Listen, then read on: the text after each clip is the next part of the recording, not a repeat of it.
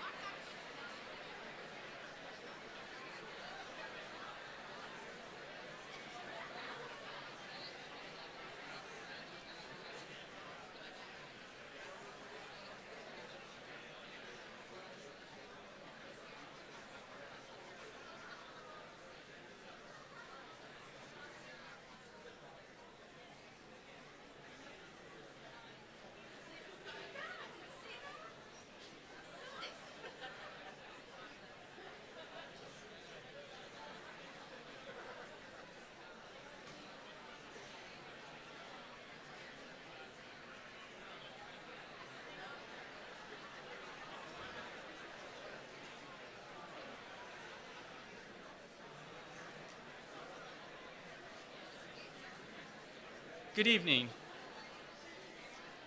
and welcome. I would like to first recognize the presence of some distinguished colleagues in the audience. We have the U.S. Chargé d'Affaires, Mr. Louis Khrushchok, Chancellor Modica, Provost, Dr. Alan Penzick, Vice Provost for International Program Development, Dr. Callum McPherson, Vice Provost for Institutional Advancement, Dr. Dennis Paul. Keynote speaker, Dr. Susan Cohen. Dean of Students, Dr. Vishnu Rao. Dean of the the School of Arts and Sciences, Dr. Theodore Hollis. Dean of the School of Veterinary Medicine, Dr. Timothy Ogilvie. Faculty, staff, specially invited guests, parents, students, ladies and gentlemen, welcome.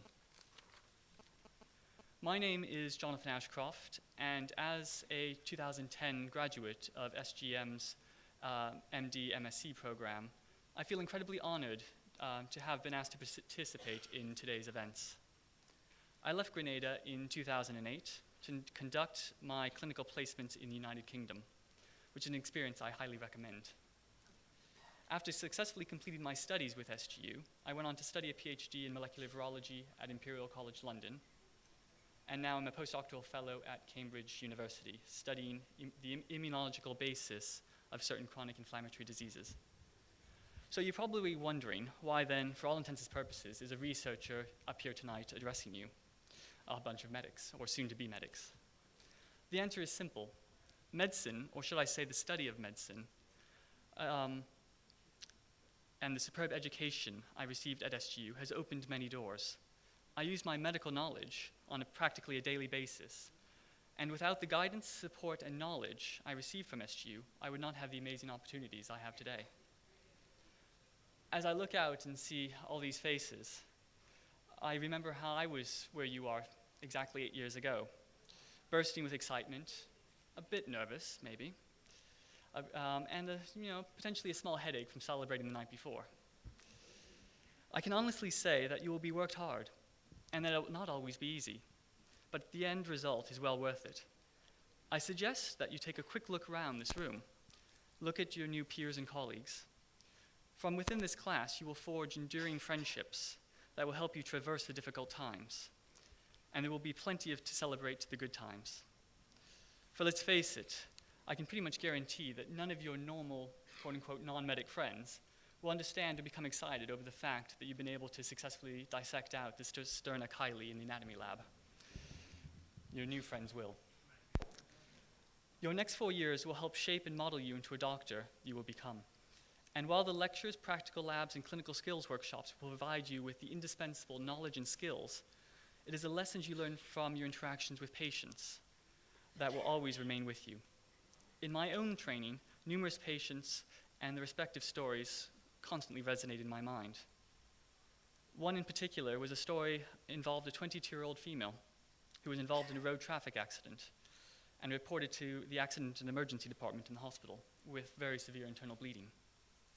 I was assigned to her case and was fortunate to be able to follow her throughout her entire hospital stay. Early exploratory surgery revealed a small incidental lesion on her stomach, which was excised just for caution. Later histopathology revealed the lesion to be cancerous, a type that, if undetected, carries a very high mortality rate and is considered a very rare occurrence for her age group. Although I struggle to call her accident fortuitous, it may have indirectly saved her life.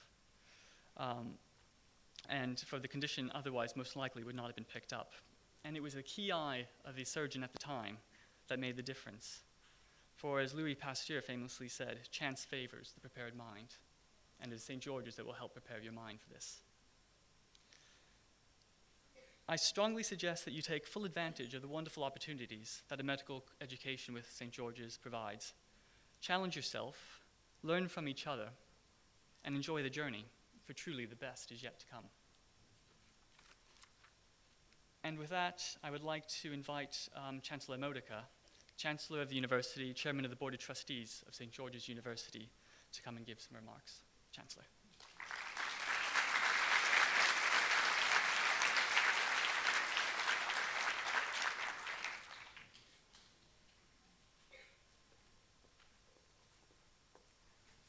Good evening, our new students. Welcome to Grenada. And many of your friends, parents, family members, and perhaps people from your neighborhood who came down, because about 400 arrived, I'm told. Welcome to you also. It's a great honor to be here.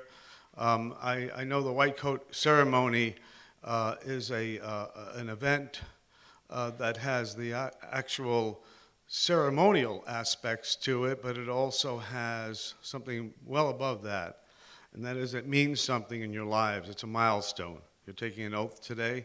You're being recognized. Hopefully the next time I see you in a formal setting will be at graduation, meaning that everything happened the right way along the way. And if you see me in between, it's generally because of some problem or something, and I have to explain what that is and how we're going to resolve it. And I've been doing it for 38 years now, so most of the time it seems to work itself out. That's the good news. But probably this is the only formal time I have to address you other than graduation. I never prepare anything because that's one way of making it shorter, which is always welcomed by the audience, right? But I do like to speak from my heart, and I can't tell you how proud I am to, at every one of these ceremonies, have one of our graduates be the master of ceremonies. A graduate who I frankly do not recall. He was a face back here not many years ago, but that I'm awed by.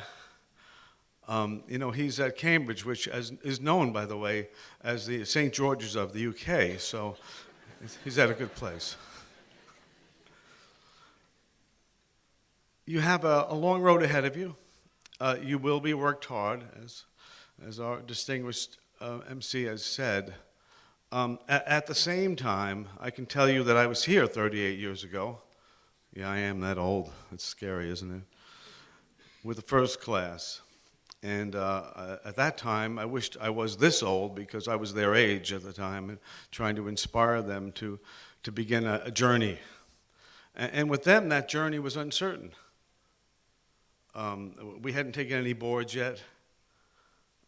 We had 6 faculty members.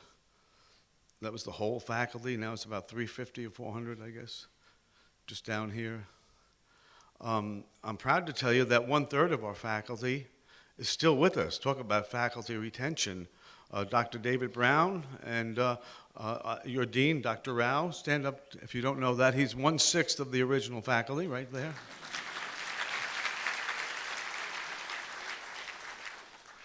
When I first met him to interview him at the United Nations, it was my first hire, and I'm just out of law school by a year or so, and I put this thing together. I convinced my very dedicated, if not foolish, father and his friends to give me a lot of money to do this. At the time, I thought it was a no-brainer, and I still do now. It worked out, but looking back as an adult, I don't know what he was thinking, I got to tell you. And one of the first interviews I had was at the United Nations, at the delegates' dining room. The government of Grenada was always kind and allowed us to have distinguished places to host things in our early age, since there was nothing else distinguished about us yet, believe me. And it was funny because I was on the up escalator landing where the delegates' dining room is in the UN, and you needed a pass to get that far. It's just for the delegates. And I told him I'd meet him at X time. I don't remember it now. And he walked by me about 10 times, and I walked by him. And he was looking for a chancellor, somebody that looks like this now, you know. I had most of my hair then and was far better looking. And what the heck, you know, life was better. But and I was looking for a distinguished histologist, anatomist/anatomist. I guess we kind of forgot what the ages were on our resumes, and we walked by each other for a number of times, and he finally said, "Are you at this medical school in Grenada?" I said, "Oh, yes, you must be Dr. Rao." And so now I consider him my half-brother, I think. He shares the same birthday as my birth brother, so I think that means something to us emotionally. And he's here with us tonight. He'll be here with you for 4 years, and you'll learn to love him. He cares about the students. I do. You got a long road ahead of you, but you'll get to know each other. And since that time in 2000 I wish it was, in 1977, where there are a lot of questions and all sorts of things going around, I got to tell you, all we did was hit high board scores and do really well. And it was all because of students like you that were dedicated enough to stick it out, and that was our charter class. One of our charter class members in your class, by the way, will have I don't know if it's a son or a daughter, I should, I guess by now, and he won't be the first. So we've come a long way. You've come a long way because of it. You'll have to work just as hard. You have a lot more facilities. And the one thing you'll get out of this school that I don't think you'll get out of any other school is to learn to love and work with each other. You come from all over the world, and I'm especially proud of that. We want to make it even a broader universe of international students in this school. You'll have every race, religion, and creed and color, and you'll be working, studying the same page in biochem or anatomy or whatever else it is. You'll be working in group study. Learn to respect each other's religion, each other's background, and each other as human beings. You'll leave here with an MD degree, and you'll leave here with a lot more than the rest of the world has today, and that's a caring, love relationship with all of the other human beings on this earth. You will have been real winners. Good luck to you.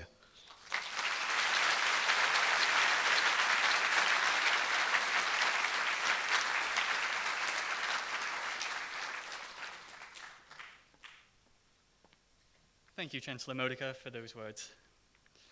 I would now like to recognize the inductees for the Gold Humanism Honor Society.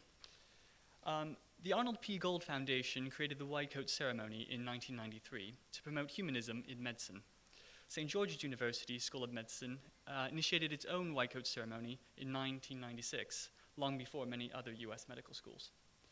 In 2003, the Gold Foundation founded the Gold Humanism Honor Society, which is an international society dedicated to the promotion of humanism, professionalism, and ethics in medicine, practice, and education. SGU annually inducts new members into its chapter of Gold Humanism Honor Society. SGU's chapter envisioned and established the Humanitarian Student Organization in 2009, through which preclinical students can engage in service activities for the communities with support from the Gold Foundation. The 2004 member names are listed in the back of your program. These inductees are presently doing their fourth-year rotations, and we honor their embodiment of the Gold Humanism honor. It is now my just great pleasure to introduce our keynote speaker, Dr. Susan Cohen. Dr. Cohen is an assistant professor of medicine at the New York University School of Medicine and is the director of the Bellevue Palliative Care Program. She graduated with a BS from Tufts University before studying medicine at Mount Sinai School of Medicine. She completed her residency in internal medicine and subsequently has been practicing in both a primary care provider role and palliative care consultant at the James J. Peters VA Medical Center in the Bronx. In 2008, she joined the faculty of NYU, continuing her progressive work in the field of hospice and palliative care. She has served on numerous committees, including the HHC Palliative Care Council, the Bellevue Ethics Committee, and was initially involved in starting the NYU Palliative Care Consortium, which henceforth has grown into a large collaboration across NYU campuses. Her area of interests include the development of palliative care programs and highlighting educational issues pertinent to palliative care. And these range from both ethical implications to communication, in all of which she has been a driving force for positive change. Please join me in welcoming Dr. Susan Cohen.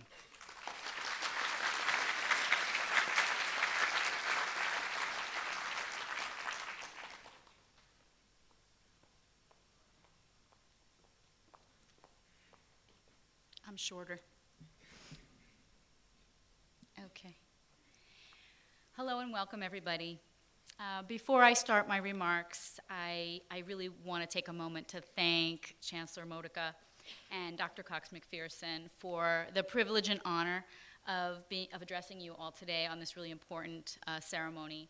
And I stand on ceremony in thanking the deans, faculty, staff, students, families, and friends, all of whom are contributing to make this a really meaningful ceremony today. Now, I must confess a little secret. This is my first white coat ceremony. Yes, you see, this ritual is relatively new, or I am relatively old, and so I might be as excited as each of you to be at my first white coat ceremony. When I was asked to participate, I thought about why I was asked and what I had to offer. You see, I'm not particularly funny, and I haven't performed groundbreaking research, but I do think and hope that my experience in clinical and academic medicine will make my comments meaningful for you and useful at this really unique moment in your career journey. So, in preparing for my very first white coat ceremony, I did some research. I learned that depending on who you ask, the first ceremony was either in 1989, 1990, or 1993. And as Dr. Ashcroft mentioned, the first white coat ceremony here at St. George's was in 1996. My research also revealed that there is some discourse about positive and negative ideas about a white coat ceremony. A little more on this later, but to suffice it to say, after considering the arguments, I really feel strongly that the benefits of having a ceremony like this outweigh any concerns. So let's get back to the white coat ceremony. First, we'll discuss the ceremony part and then the white coat part. Ceremony, a ritual observance and procedures performed at grand and formal occasions. A formal religious or public occasion typically celebrating a particular event. A celebratory ritual. So, why do we need ritual? Rituals are a way to recognize an important occasion or transition. I think we all can say you're at an important transition and an important occasion. Rituals make meaning, they mark time, they mark important events. And sometimes rituals ground us and give us structure to improve, improve how we behave in a situation or an important time when we may be at a loss as to how to mark an event. Rituals seem to be a human instinct. We humans have rituals at birth, we have rituals at death, and we have rituals for almost any milestone in between. I need to take a moment for a brief personal reflection and a really big shout out to some of the many compassionate students and supportive community here at St. George's. You see, the week before traveling here, there was a death in my family. And it made it a really hard thing to come here without the community that I have at home.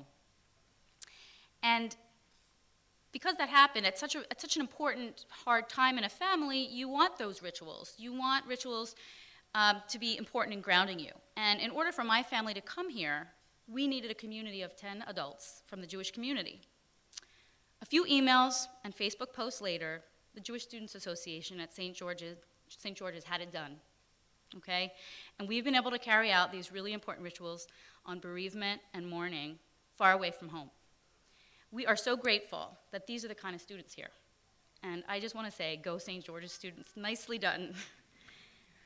So this example points out that rituals really flourish in communities. Religious communities, social communities, and professional communities. So here we are marking an important time in your new professional community. Your professional community. And we're going to mark this important time in your new professional community with a white coat. So let's get back to the white coat part. It's a powerful symbol of the profession. It's a powerful symbol of integrity, trust, responsibility, service. They all go with your profession. It's a symbol of your education, your knowledge, and soon-to-come experience.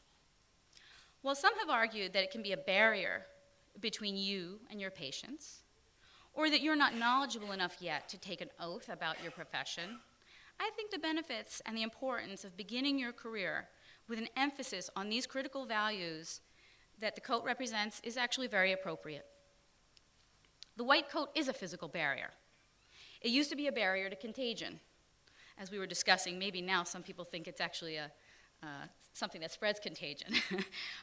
But we're going to use it as a barrier to contagion, and soon you may find it as a barrier to some other things. You may find your coat splattered with betadine, body fluids, or, more importantly, maybe splattered with tears of joy and relief as you tell a mother that her child came through a really risky surgery successfully. Or maybe tears of grief and sorrow as you inform a family member that their loved one died despite efforts to restore health. Or tears of appreciation as you inform a family member that their loved one died but did so peacefully, comfortably, with dignity, due to your team's efforts to comfort when cure was not a medical possibility. Think about how you're going to wear your white coat and why you'll wear your white coat. Will you button it all the way up? If you do, be sure that if it covers your heart, that it does not close your heart to the experience of your patients, separating you from them in any way. Why will you wear your coat? For me, it's practical. I rarely wear suits. I rarely wear clothes with pockets, and the work of a physician is often easier and more efficient with the right tools at hand, and hence pockets filled with tools you need frequently. Your white coat pockets will fill soon with a stethoscope, a reflex hammer, a pen light, a pocket guide, maybe a power bar hidden in case you have a really busy day and you're going to skip lunch. But now I want you to think about the fact that we can fill those pockets with a few other things, right? The things that I will offer for those deep pockets do not cost money or take up much space, but they cost time and effort and practice and will lead you to professional goal worthy of these investments. I would like to argue that the very traits that brought you to medical school at St. George's are the very things you will continue to need to carry in your white coat pockets. You will transfer these things from your pockets of your jeans to the pockets of your coat, and you will learn their importance and how to hone these traits and skills during your years at St. George's University and throughout your training. So let's start filling those pockets. First, we're going to fill those pockets with intellectual curiosity and determination. Each one of you, at some point, was very curious about how the body worked, about how the stethoscope worked, about how this patient could be presenting with a tumor so huge it must have been there for months or years. How could they be presenting so late?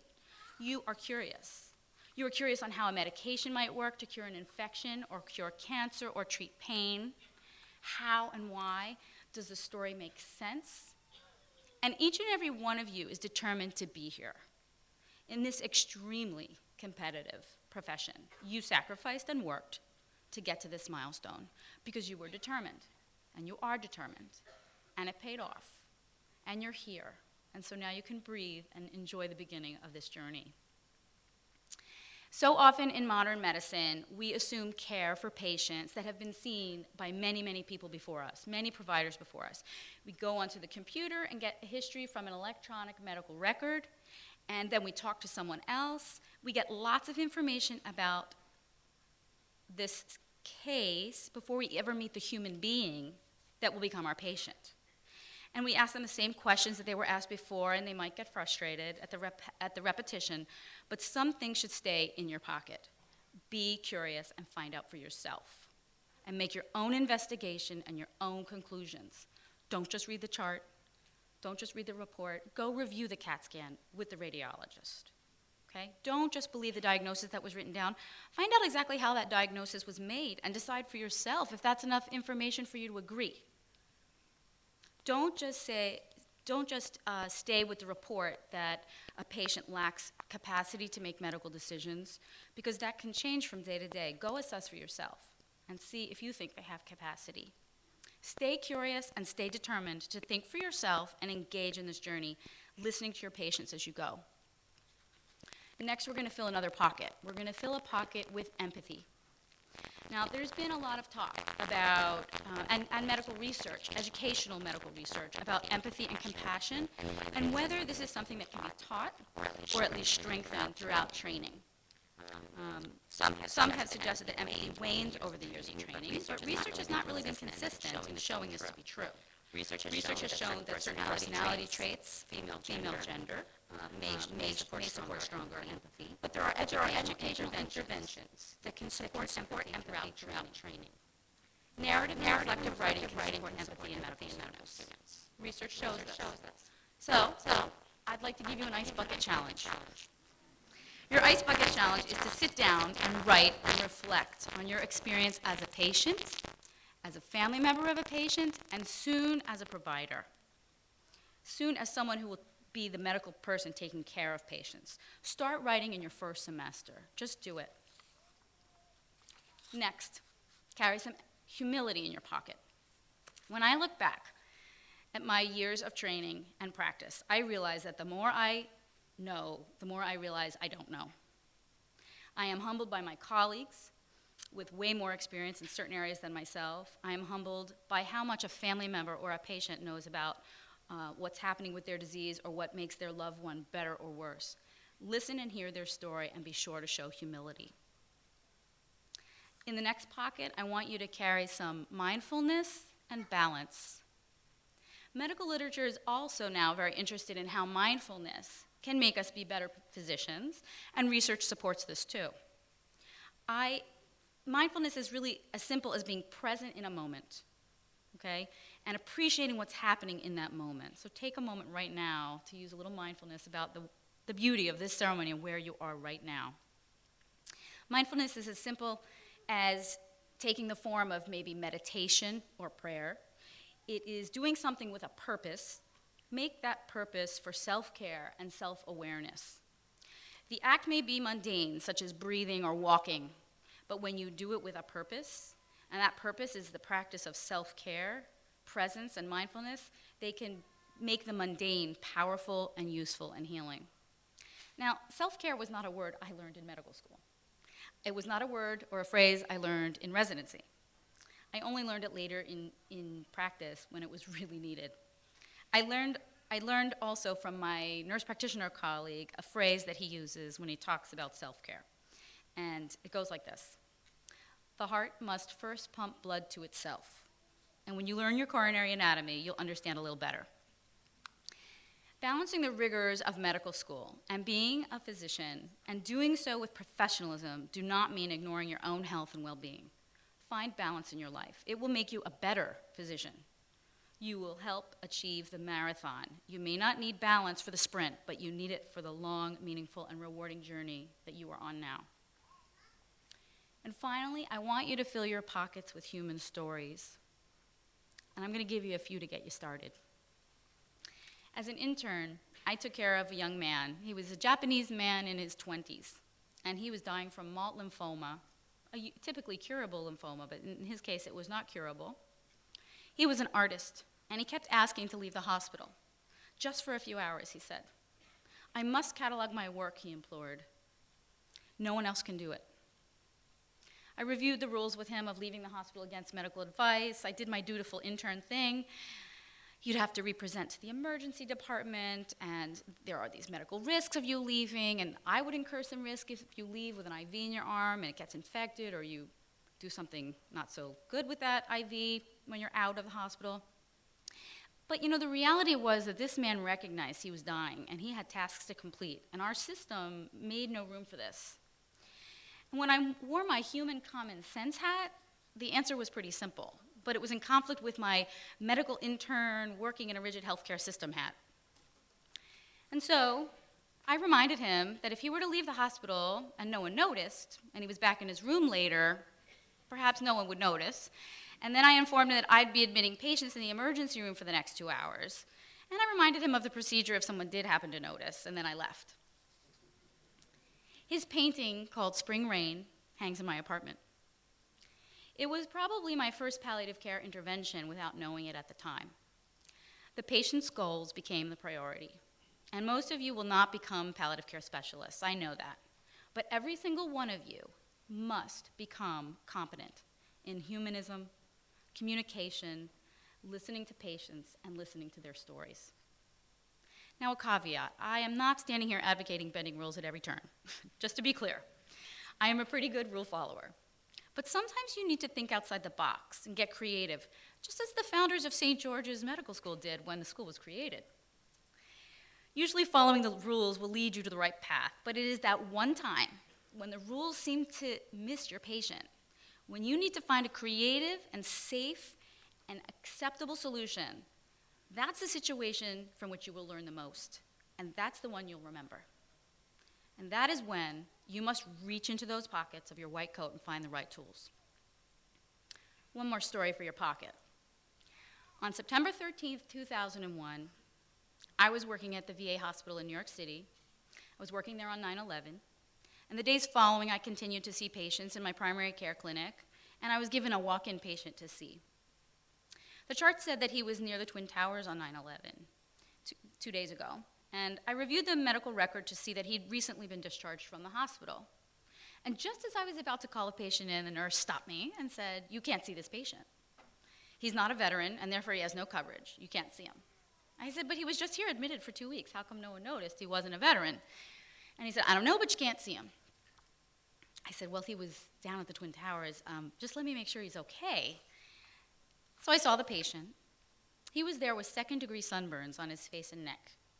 You see, the patient had been discharged on the 10th, and early on the 11th took a train downtown, came out of the train as the towers collapsed, and he proceeded to direct traffic for 10 hours. You know, the funny thing is I remember the news talking about how well the traffic was running, despite no streetlights and the utter chaos that was going on, that the traffic was running. You know, 9/11 in New York City was a day as sunny as most here in Grenada, hence his second-degree sunburns. I gave him a prescription and sent him on his way. Seeing him and treating him, this unknown hero of that tragic day, was the right thing to do, even though the system didn't allow for it. No harm came to the system, so all's well that ends well. When you are challenged with what to do, when you see and feel these kind of conflicts, listen to patients, talk to colleagues, talk to each other, seek help, use common sense, and find ways to get the job done right. And I know you will soon explore these conflicts and challenges in your bioethics course. Your training at St. George's and beyond will prepare you for these moments and these challenges. These are the real tests of professionalism, ethical practice, and humanism. Now, with your pockets filled, I wish each and every one of you best of luck on your journey. And when in doubt, dig deeply into those pockets we just filled, and you'll find the right way. Thank you.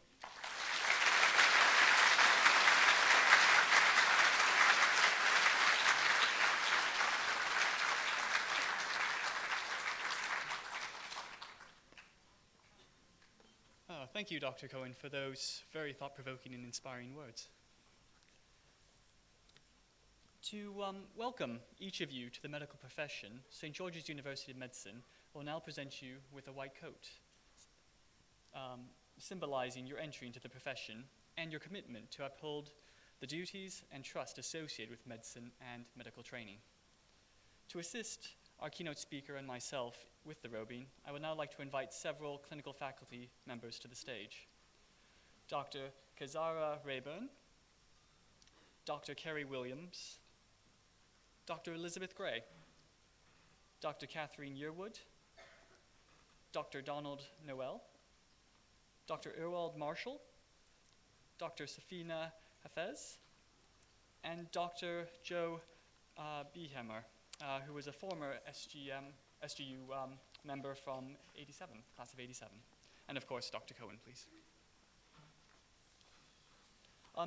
In recognition of our international enrollment, the Grand Marshal, Dr. David Lennon, will call each student by name and state their country of birth. We ask that you please hold your applause until all students have been robed. And for safety reasons, we ask that everyone please remain seated and that parents and family members don't come down and crowd the immediate area. I know my mom was right down front and center, so don't be my mom. Thank you for your cooperation.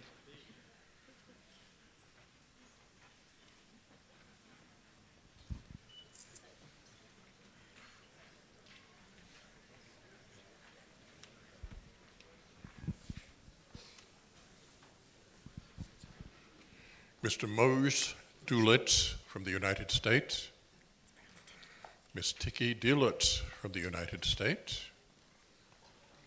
Ms. Sarah Katayenga from the United States, Mr. Alexander Malikoff from the United States, Mr. Avi Tenenbaum, United States,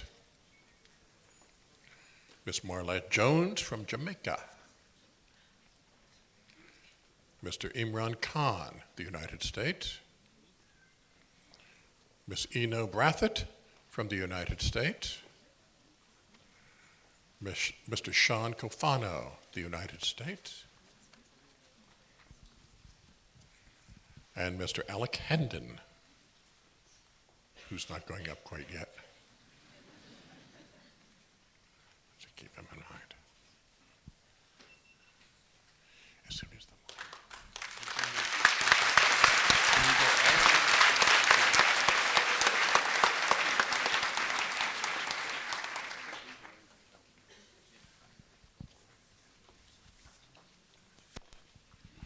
Mr. Taylor Kirsten, United States.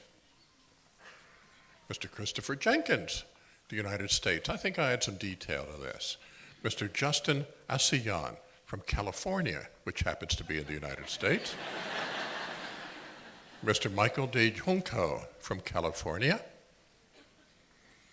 Mr. Javier Encinas Froles from Florida. Mr. Jeffrey Chang from California. Mr. Fawad Jilani from Virginia. Mr. Yiven Ding from California.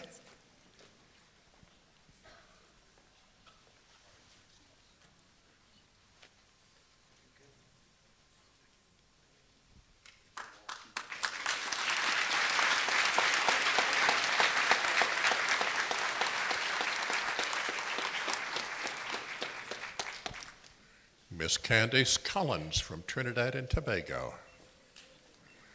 Mr. Jeffrey Cantor from Virginia.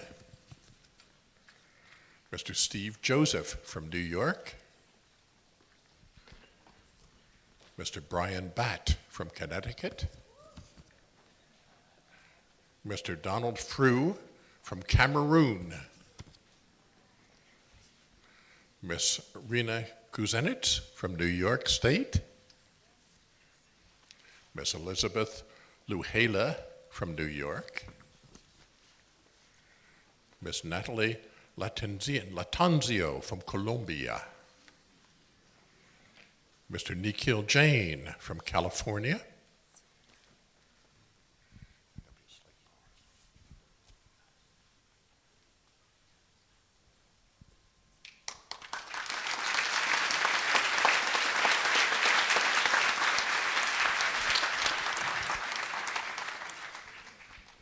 Mr. Harmon Dillon from Canada. Mr. Jonathan Figuera from New Jersey. Mr. Michael Chung from Georgia, USA, Georgia. Mr. James Kim from New York.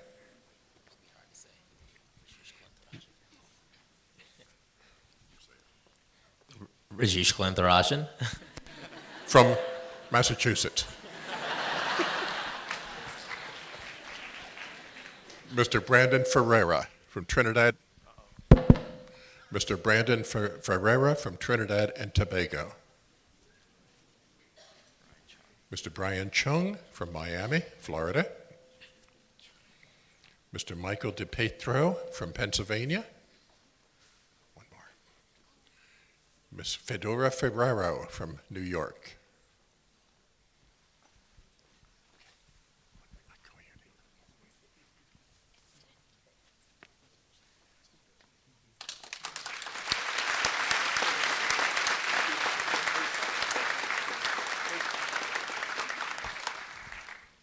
Miss Jazkiran Kota from California.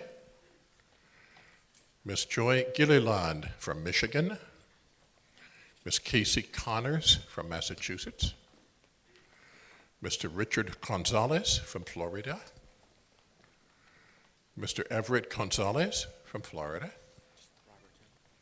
Mr. Robert Kim from New Jersey. Mr. Edward Kalijian from Georgia, the USA, Georgia. Mr. Brian Leddy from New York. One more. This is a tough one. Mr. Ari Heffestone from Trinidad and Tobago.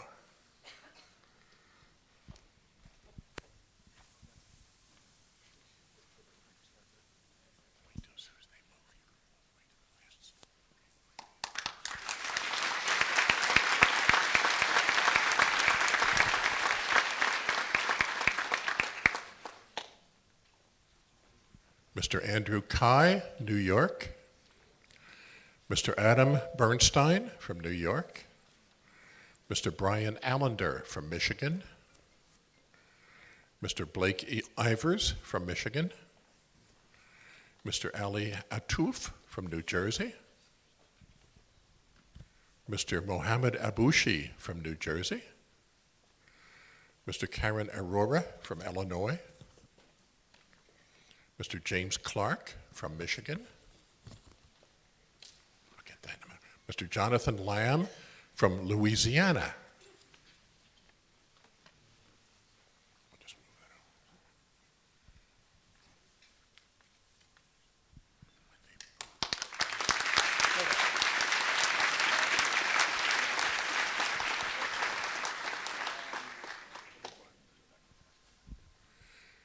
Mr. Yuri Kubak from Quebec, Canada. Mr. Darius Jaimungal, got it, from Trinidad and Tobago. Mr. John Kelly from New York. Miss Uella Kasinqui from New Jersey, yeah. Miss Shiley Jane from New Jersey. Miss Alexandra Dreyer from New Jersey. Miss Christy Fisher from New York. Miss Rachel Azumbrado from California. Miss Jessica Krugman from New Jersey. I need one more. No, we don't. I got it.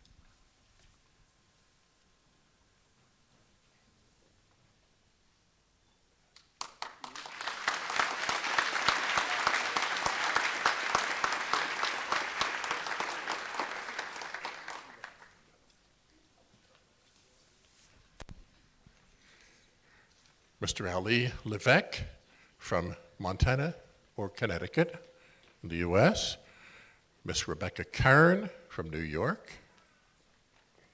Miss Victoria Grilly from New Jersey, Miss Suzanne Ogemi Ajao from Nigeria, Miss Nancy Bethul from Tanzania, Miss Poliana De Silva from New Jersey, Miss Katharina Badiola from New Jersey, Miss Vivian Liu from British Columbia, Canada, Miss Leva Gorchi from Arizona,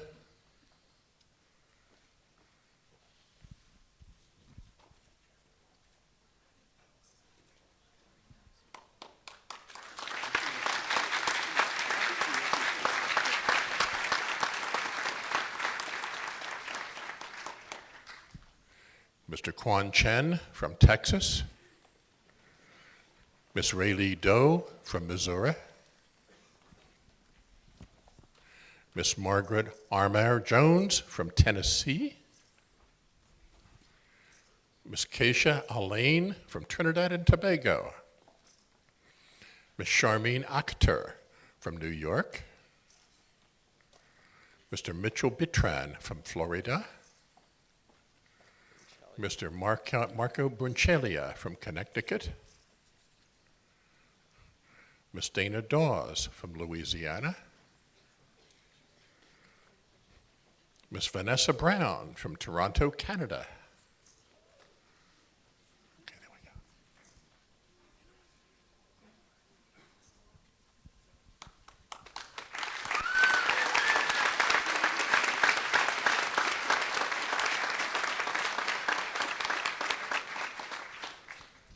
Miss Carolyn Dale from California, Miss Kara Cunningham from California,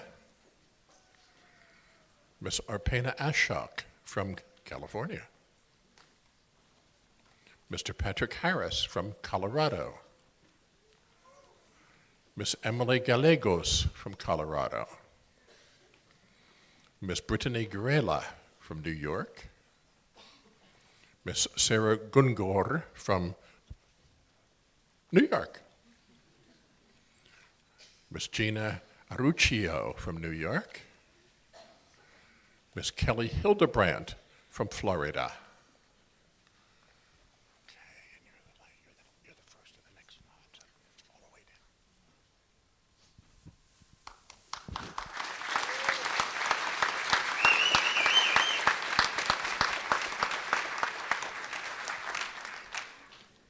Miss Amber Britton from Georgia. Miss Orotnik Coker from Trinidad and Tobago. Miss Felicia Joseph, Trinidad and Tobago. Mr. Fraser Barkley Barnes from Canada. Miss Shaja Bhatt from Tennessee. Miss Arne Kandupan from Canada. Miss Mary Margaret Campbell Boggs from Kentucky. Miss Jamie Goldman from Arizona. Miss Rhea Harris from New Jersey.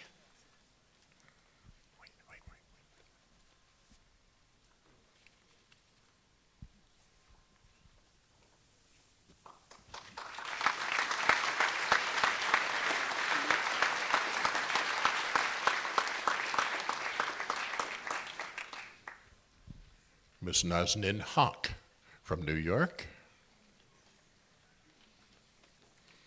Miss Allison Ampelomini from New York. Miss Natalie Greco from Florida. Miss Tia Bima from the Bahamas. Miss Susanna Brozozak from the Bahamas, thank you. Mr. Carl DeMarco from Illinois. Miss Danielle Levy from California. Mr. Samavir Grewal from California. Mr. Will Johnson from Florida.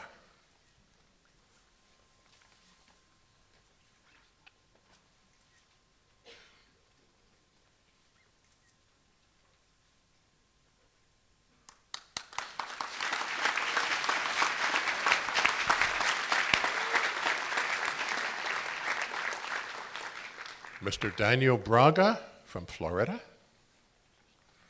Mr. Justin Hungerford from Florida. Mr. Michael Brarasi from Michigan. Mr. Jared Lambert from Arizona. Mr. Timothy Blackner from Washington State. Mr. Ryan Davies from Utah. Mr. Anthony D'Angelo from Nevada. Miss Sarah Jaka from Pakistan. I got one more, two more. Miss Mishra Azhar from Florida.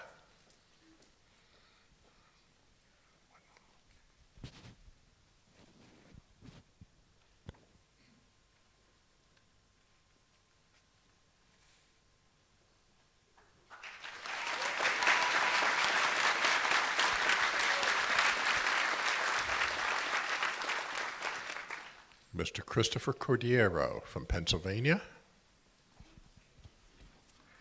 Mr. Eric Epstein from Massachusetts. Miss Raquel Frank from Toronto, Canada. Miss Jacqueline Frank, equally from Toronto, Canada. Miss Chana Heinz from the Netherlands. Miss Sophia Faruqi from Massachusetts. Miss Fastina Khan from Connecticut. Mr. Kong Ko from California. One more. Miss Moha Imran from Canada. Sorry, these are.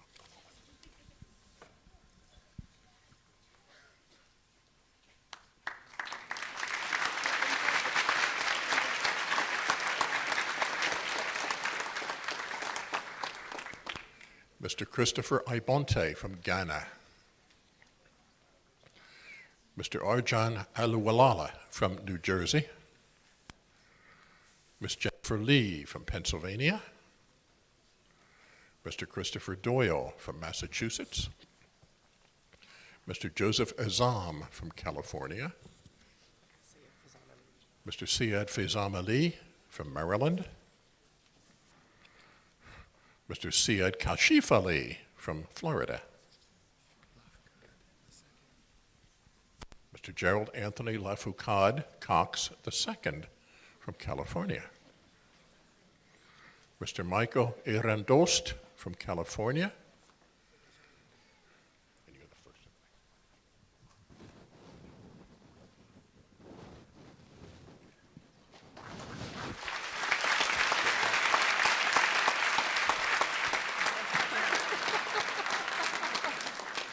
I'll see you do that in 4 years, bud.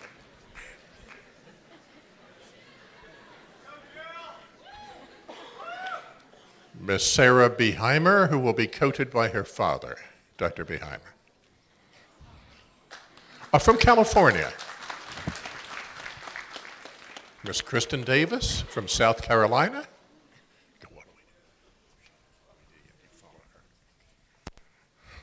Miss Kuvihun Theva Vijayashakar from Connecticut.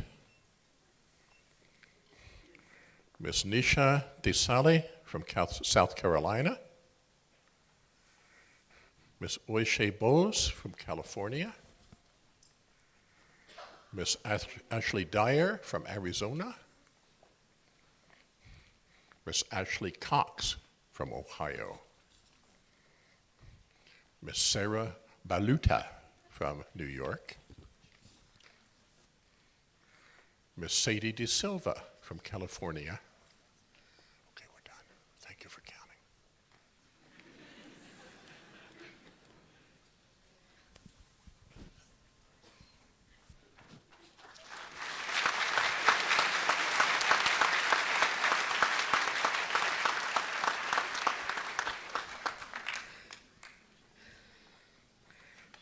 Miss Catherine Fiore from New Jersey. Miss Mila Balnick from Florida. Miss Renate Jewell from Washington State. Miss Kathleen Jordan from Washington State. Mr. Michael Haman from Washington, D.C. State. Miss Kelly Long from Ohio. Mr. Delaire Analinjar from Michigan. Mr. Ahmad Abzuwahir from Florida. Mr. Shijus Nunde from New Jersey. One more.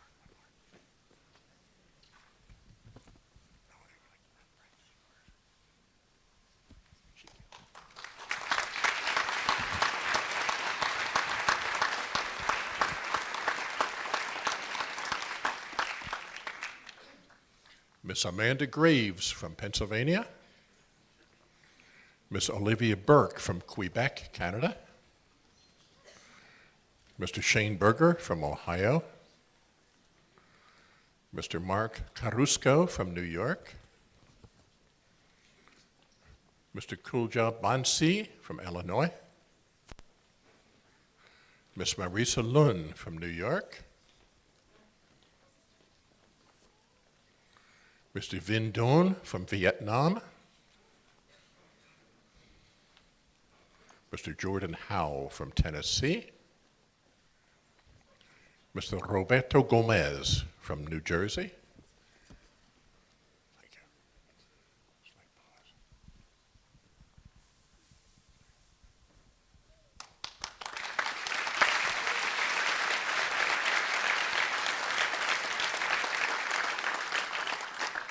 Mr. Eric Choi from California. Mr. Chong Jo from New York. Mr. Kevin Hogue from Illinois. Mr. Luke Fay from Massachusetts. Ms. Annika Hutton from New Zealand. Mr. Ezra Hippolyte from New York. Mr. Victor Gazivoda from New York. Mr. Michael Gutierrez from Florida. Mr. Showen Chen from Michigan.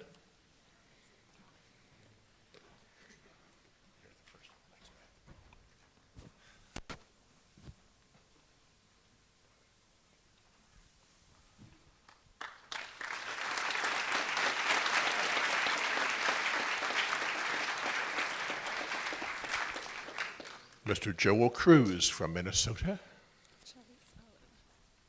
Ms. Charisse Aline from Trinidad and Tobago. Ms. Vidi Jadega from Ontario, Canada. Ms. Susan L. Chazili from Ontario, Canada. Mr. Cornelos Georges from Alexandria, Egypt. Mr. Roxana de la Torre from Chicago, Illinois. Ms. Kayla James from Ottawa, Canada. Ms. Shannon Costin from Connecticut. Mr. Thomas Hervé from France.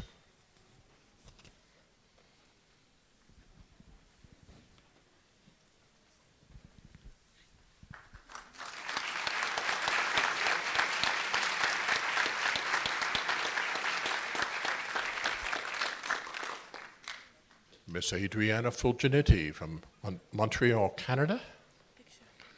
Ms. Diksha Joshi from California.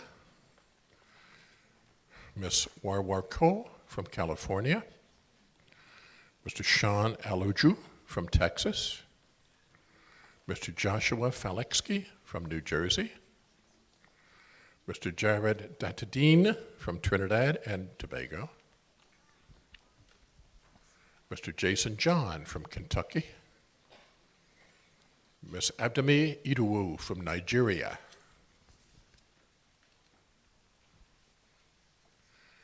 Ms. Marise Bakutila from Congo, Africa.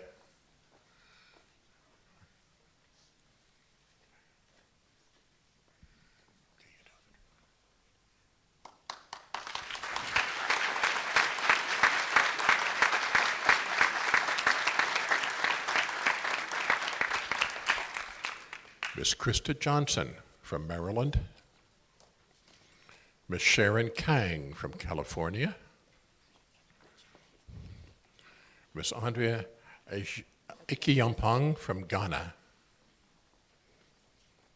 Let's see if I can do this one. Ms. More Blessings Chakayankuka from Zimbabwe. Mr. David Corbin from the USA, New York. Mr. Jason Cohen from New York. Ms. Helen Chen from Australia. Ms. Michelle Binod from Fiji. Ms. Nicole Hams from Iowa. That's it.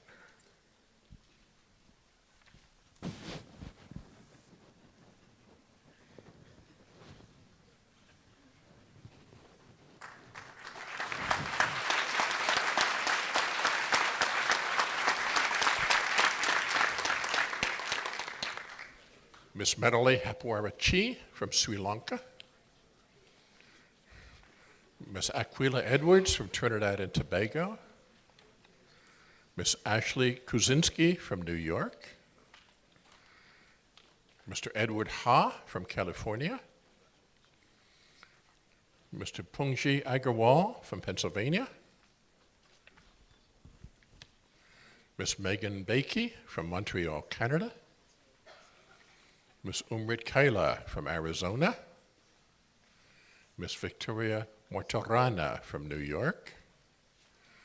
Mr. Opinder Gill from Arizona.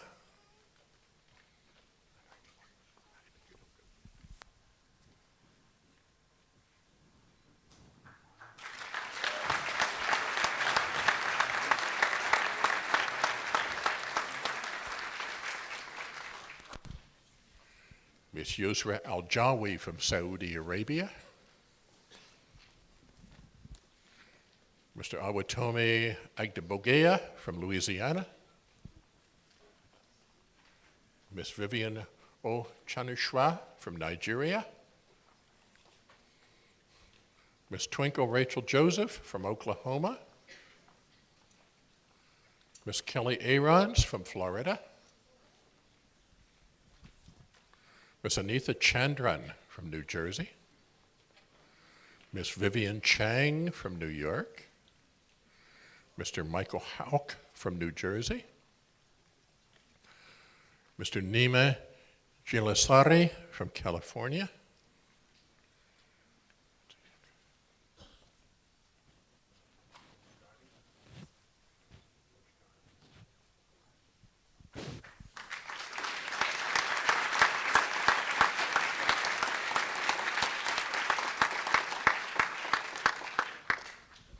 Ms. Mojgan Daragi from California, Mr. Neil Bihari from Trinidad and Tobago, Mr. Andrew Kraft from Missouri, Mr. Gregory House from New York, Mr. Avi Chatterjee from Boston, Massachusetts, Mr. John Inouye from Virginia, Miss Lakshmi Kumari, from New York, Miss Werda Khan from New York,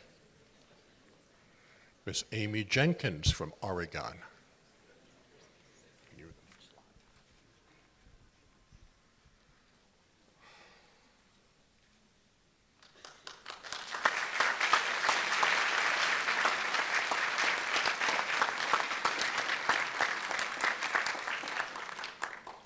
Mr. Jason Fisher from New York,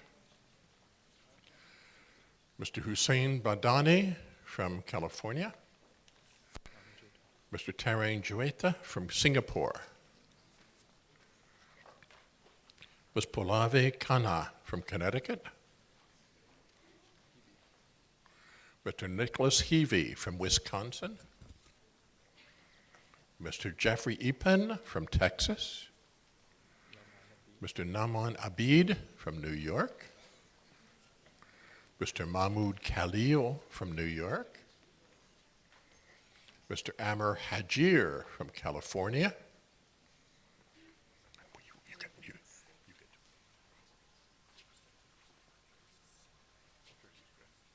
North or south? North. Okay, I'll talk to you anyway.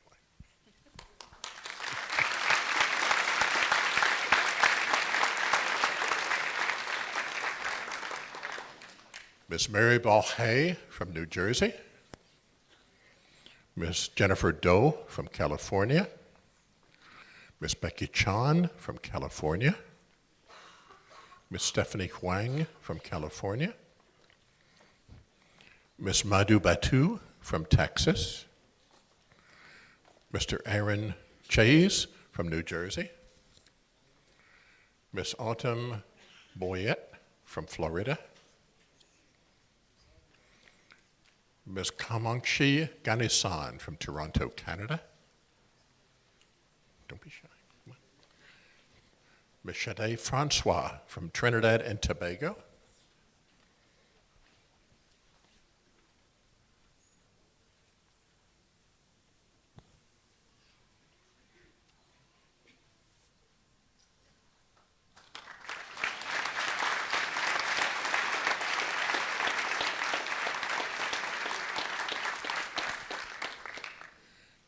Mr. Jonathan Francois from Haiti, Mr. Reynald John from Michigan, Mr. Bishoy Egalab from Toronto, Canada, Mr. Vikesh Bahadur, Trinidad and Tobago, Miss Nadia Bodhi Stedman from the United Kingdom, Miss Catherine Leah Ping from Trinidad and Tobago, Mr. Ashikan Ahmadian from Texas, Ms. Lavanya Arora from Massachusetts, Mr. Rahul Kishore from New Jersey,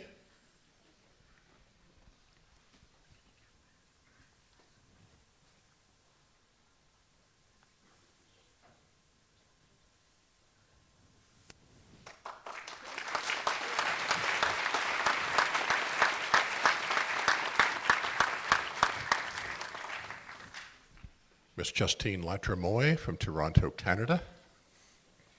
Mr. Omar Amarsi from Alexandria in Egypt. Mr. Nikunj Devecha from Maryland. Mr. Ryan Liu from New Jersey. Mr. Hareen Iqbal from New York. Mr. Roman Babayev from New York. Ms. Ankita Dar from California.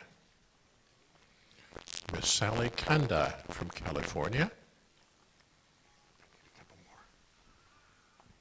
Ms. Reshna Balgobin from Trinidad and Tobago.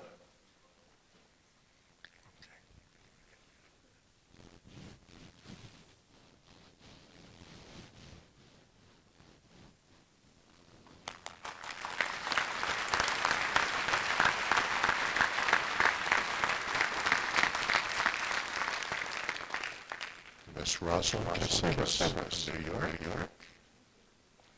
Mr. Peter Connor from California.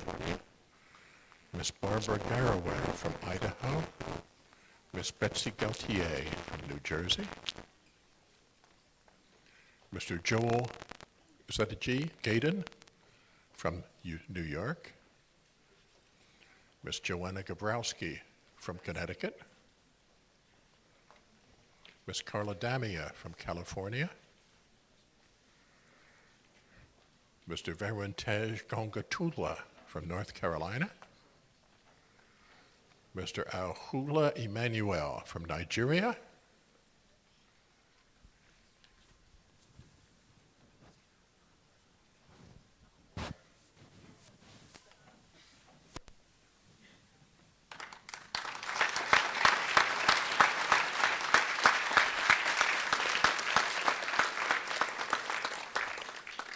Ms. Nora Elid from Arizona.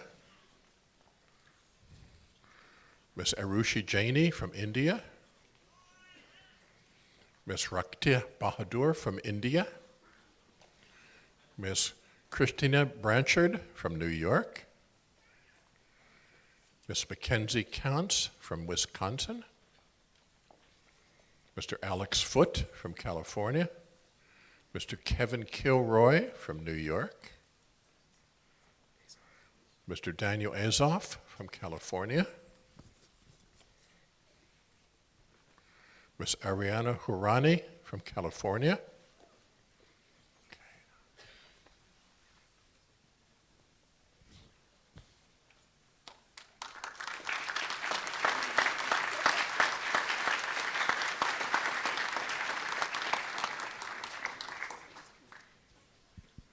Mr. Jason Kim from California. Mr. Alexander Kook from New York.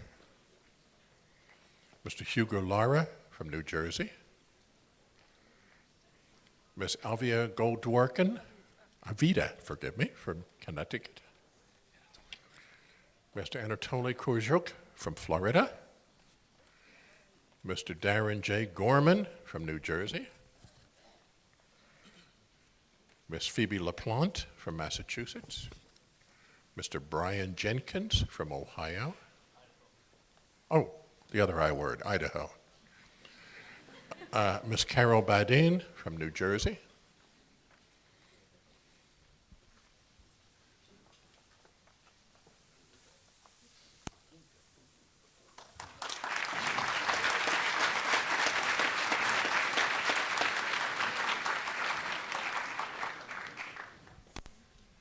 Ms. Brittany Ahuja from Wisconsin. Ms. Erin Caringato from New Jersey. Ms. Allison Alexander from New York. Mr. Hardik Bhatt from Toronto, Canada. Victor Euler from Georgia. Mr. Daniel Guilab from New York. Mr. Derek Gindy from New York. Mr. Joydy Godinez from Miami. Mr. Chris Elmore from someplace in the United States.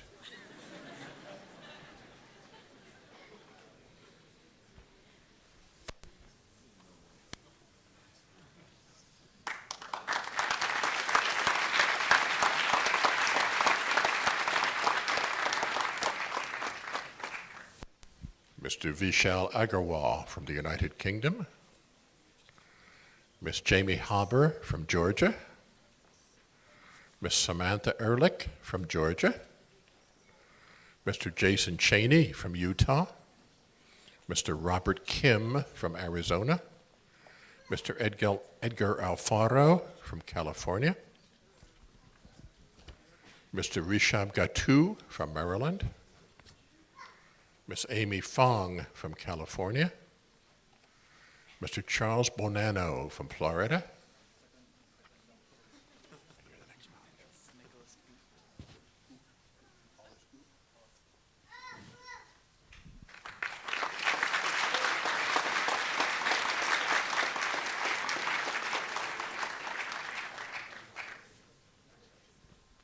Mr. Nicholas Goot from California, Mr. Nam Ha from Virginia, Miss Haley Hood-Walter from Massachusetts, Miss Hira Chowdhury from Pakistan, Miss Angela Abuvasi from Houston, Texas, Miss Sophia Ahmed from the United Kingdom, Mr. Stephen Jean from the United States, Texas, not the United States, forgive me. Mr. Raul Gonzalez from London, Ontario, Canada. Miss Lillian Fong from California.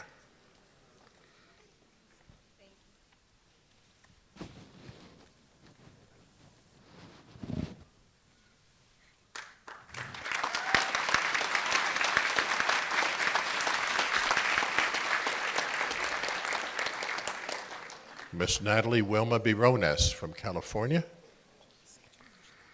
Mr. Sanjay Brishal from Florida. Mr. David Erickson from New York. Mr. Donald Cattels from Calgary, Alberta, Canada. Miss Margaret Beckwith from Virginia. Mr. Thompson Cherian from Pennsylvania. Mr. George Horani from Syria. Miss Brittany Lavaschio from New York. Am I missing one? Yeah, I got one more, okay. Miss Hannah Adler from South Carolina. Thank you.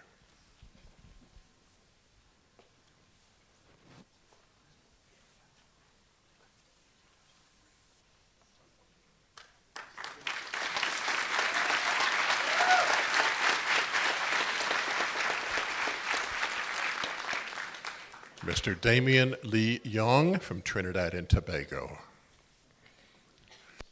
Miss Chantel Joseph from Trinidad and Tobago. Mr. Jong Lee from California. Mr. Ryan Jason van Rayberg from Cape Town, South Africa. Mr. Eric Chaco from New York. Miss Rebecca Chaya from Indiana. Mr. Nakul Chopra from California. Mr. Nachak Datar from Vancouver, Canada. One more. And Mr. Shea Giaquinto from California.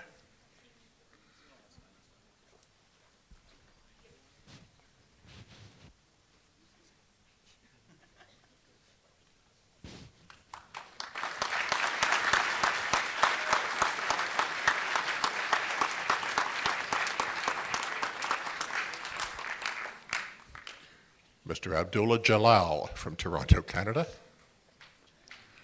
Mr. Mohammed Hashimi from Toronto, Canada. Ms. Huvir Dab from New Jersey.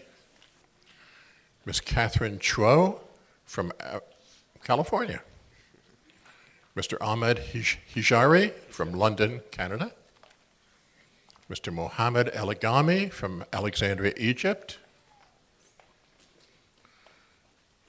Miss Quinn Georgios from Kansas. Miss Catherine Casademont from Florida. Mr. Owusan Lasami from Nigeria.